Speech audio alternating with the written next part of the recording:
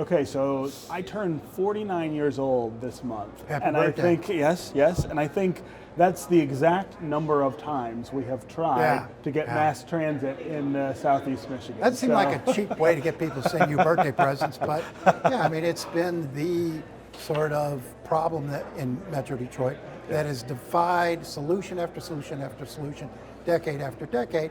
This new effort, we don't know enough about it yet. Yeah. It's a new funding mechanism that appears designed to close the gaps in service. Because in the current bus system, DDOT and SMART, you have wide swaths of Metro Detroit that aren't covered by bus service. This looks as if it's designed to extend bus service throughout the region, which I think is a good first step with it, and something you might be able to sell to voters. Yeah, well, it's a less ambitious plan than the last one, and I think that might be what voters were looking for. Voters seemed confused, I think, last time by all of the different things that this was going to do, and they were looking through the plan saying, well, that won't benefit me, that won't benefit me, and saying, I can't support it. I think here, you still have to make the case that this is about making sure that people who need transit, public transit, have it, and everybody is not going to get something out of it, but you're also not asking for nearly as much. And that's the key, I think.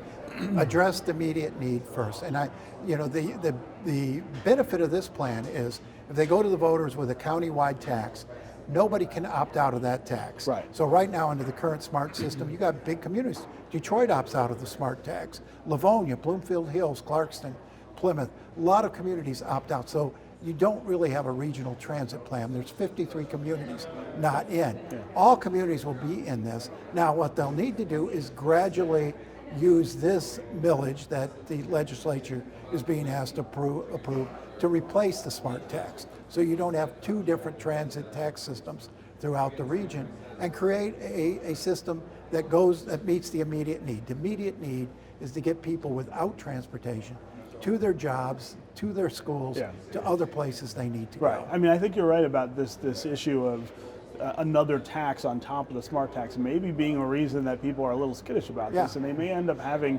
to put some things in place that make it okay for people to back out of the SMART tax and maintain the service, right? Yeah. But ultimately, you still need this bigger conversation about transit and what we can do, and the things that other communities have that we don't, that we still wouldn't after this, are things that hold us back. And things like bus rapid transit or rail, being able to get from the airport to different places on easy public transit. And we don't have any of that stuff. But there is not yet a mass transit culture in this town. There is. I mean, it's largely because there hasn't been mass transit.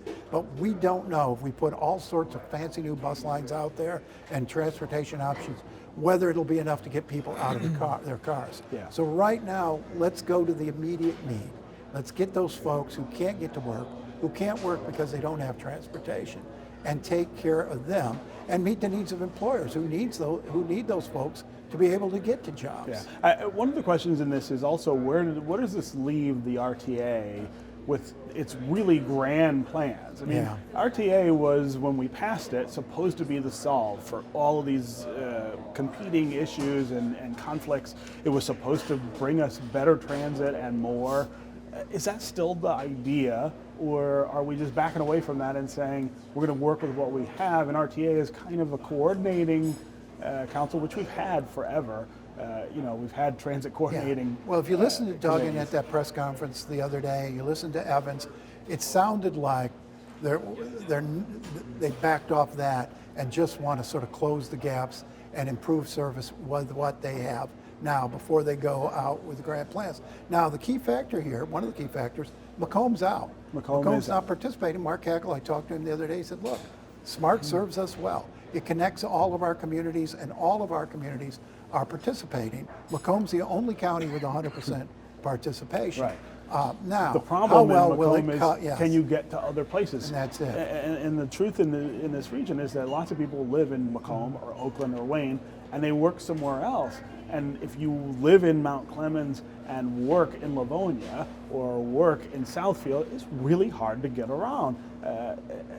we need people like Mark Hackel actually to think about this much bigger than they do. It's not just about his county. It's not just about the communities in his county. It's about how they interconnect with everyone else. And it's great that he's gotten them to all be in SMART, but we need a regional transit. But again, that was the promise of SMART, that it would interconnect these counties. He's got 100% participation. He's on a little higher ground than Oakland and Wayne that have major opt-outs.